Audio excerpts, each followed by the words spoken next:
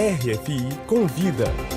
Maria Paula Carvalho. Olá, eu estou aqui hoje com a Aline Lata. Ela é diretora paulistana e decidiu fazer um filme sobre o pior acidente da mineração brasileira.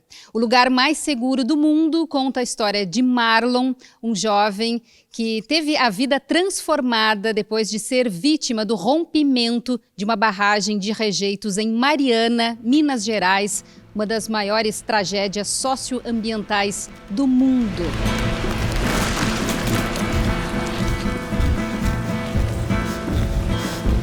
Muito obrigada pela entrevista. Em primeiro lugar, por que fazer um registro no cinema dessa história e mais ainda, apresentar aqui no exterior? Primeiro, obrigada pelo convite, estou muito feliz de estar aqui conversando com você, contando mais sobre esse filme. Esse é o nosso primeiro filme documentário, é meu e também da Helena Wolfenson, que não pôde estar aqui no festival, mas eu estou representando ela e também o filme, a história do Marlon. Esse filme... Ele foi importante para a gente, né, fazer esse filme para conseguir retratar essa história através dessa pessoa que viveu isso, né, foi atravessado por uma tragédia gigantesca, um jovem de 21 anos na época. E contar essa história aqui, ela é muito importante porque a mineração, ela não está restrita a apenas um lugar. A mineração está em tudo, está nos objetos que a gente usa, está em todos os países, tem algum tipo de exploração de minério. Então, como esse filme fala sobre as consequências dessa exploração desenfreada, só pelo lucro, né, sem pensar em sustentabilidade, eu acho importante trazer o filme para outros países para que se reflita um pouco dos problemas de outros lugares e que tem a ver também com o nosso consumo. Bom, como você disse, essa história chamou a atenção do Brasil e do mundo. Como é que você encontrou esse personagem, o Marlon? Bom, nós fomos para Mariana, impactados com as notícias, né, de uma onda de 14 metros de lama que destruiu não só Bento Rodrigues, que é a cidade do Marlon, mas também quilômetros e quilômetros de devastação até chegar ao mar no Espírito Santo, né, então atravessou aí um estado. E a gente foi para lá com a ideia de ajudar de alguma forma, entender um pouco melhor as informações também, porque as informações chegavam de um jeito muito esquisito, você não sabia se as pessoas estavam precisando de ajuda ou não, e a gente chegou lá e precisava de muita ajuda, precisava de muito mais gente do que foi lá de voluntário. E aí, quando a gente chegou lá, no momento, passando em frente a um dos hotéis que estavam...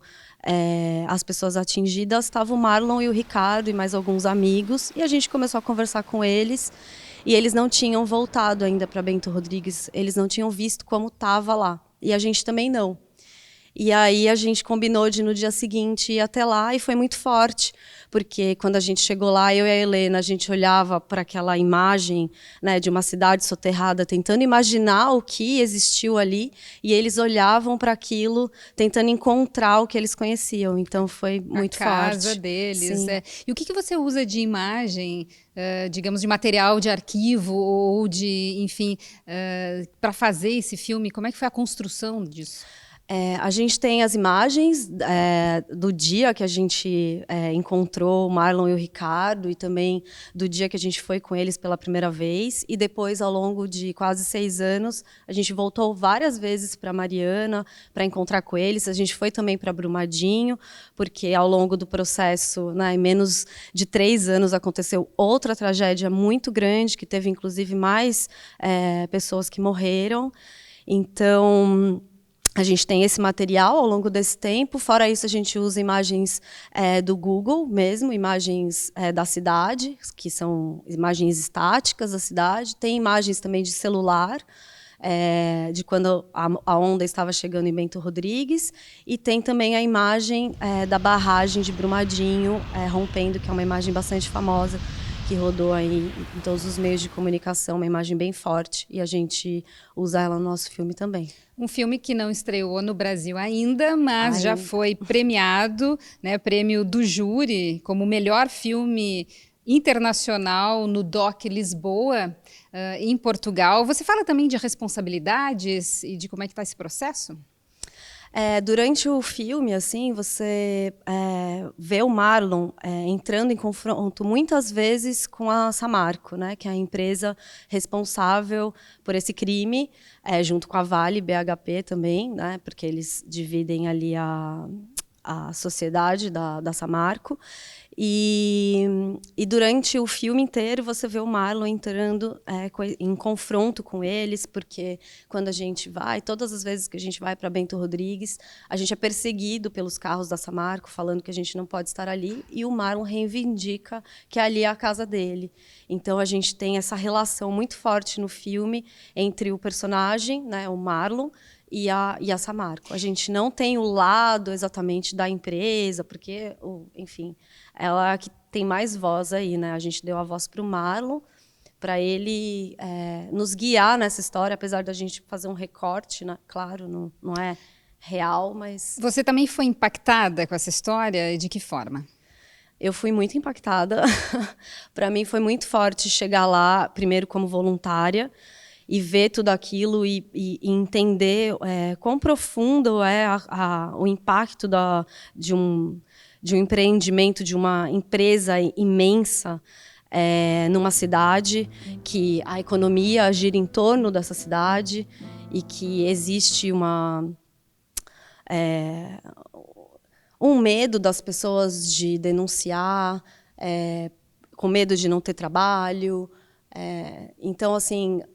Foi um impacto muito grande, porque quando a gente conheceu o Marlon, a gente ouvia ele dizer que as pessoas sabiam que aquilo podia acontecer e que a Samarco conseguiu o que queria, porque era um território que eles gostariam de explorar, mas que não conseguiam explorar. E foi comprovado, né, tem algumas notícias sobre isso, que eles já sabiam que isso poderia acontecer. Inclusive, a empresa responsável por dar laudos e falar que está seguro tinha dado laudos alguns meses antes, falando que estava tudo certo, que não era uma barragem de alto risco. Então, foi um crime e me impactou muito ver como o Marlon tinha consciência disso e tinha coragem de falar e de resistir junto com a família dele inteira, que é uma família de muita resistência. Então, me impactou muito essa resistência da família dele, essa situação da cidade de Mariana, que é um exemplo de várias cidades de Minas Gerais, exemplos também de cidades do Nordeste que sofrem com as barragens, né, de água. Okay. E é isso. Bom, agradeço muito. Então, conversei com a Aline Lata, que é a diretora então, de Um Lugar Mais Seguro do Mundo, documentário em competição no Festival de Biarritz Cinema Latino-Americano. Obrigada pela entrevista. Obrigada.